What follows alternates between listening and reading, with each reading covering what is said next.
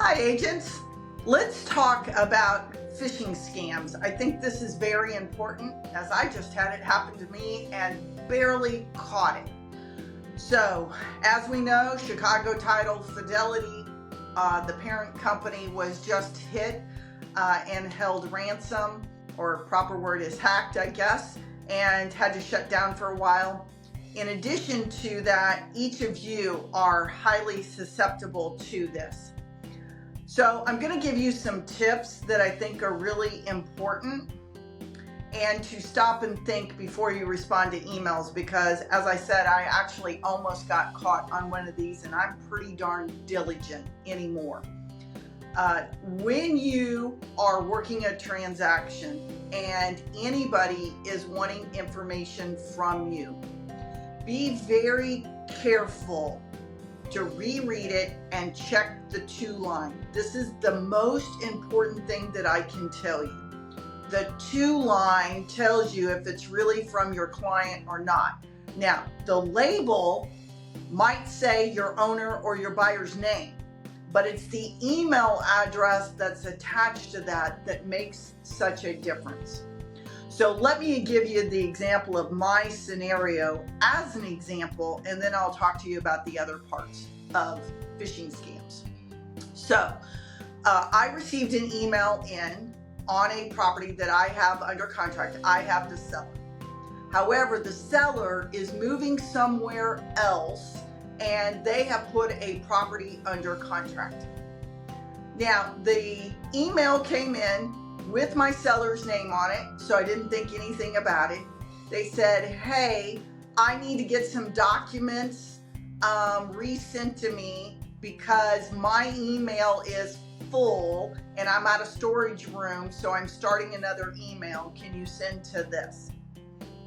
Well, all I could figure is he needed to get those documents to send to the other agent where he's buying out of state.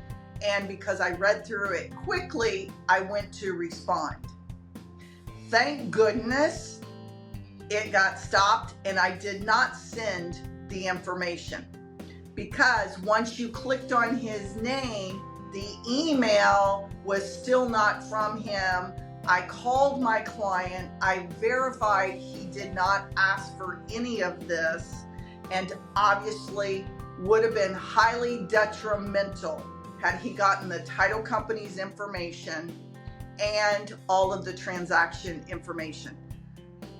Now, obviously, he probably seen online that my property was under contract.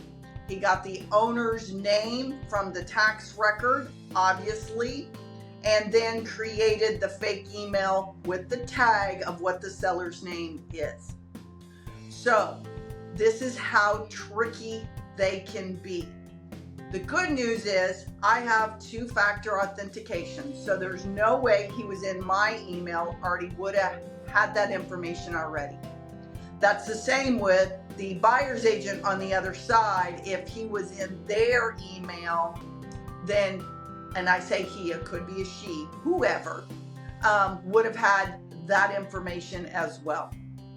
So I am letting the title company know, but title company sends stuff through secure portals now, and now you know why. Or it could be the agent on the other side. Ultimately, it's just somebody who's very crafty at what they're doing. So this is why it's so important to slow down, reread, think through it, and then verify. Now, the other scams that you will see out there is constantly somebody sending you attachments to open, which then infects your email or your computer. Never open attachments for people that you are not expecting something from. And if it seems out of line, again, always remember to go up and click on who it's from to see what the actual email address is, not the name that it's tagged with. Hopefully that helps you protect yourself a little better in 2024.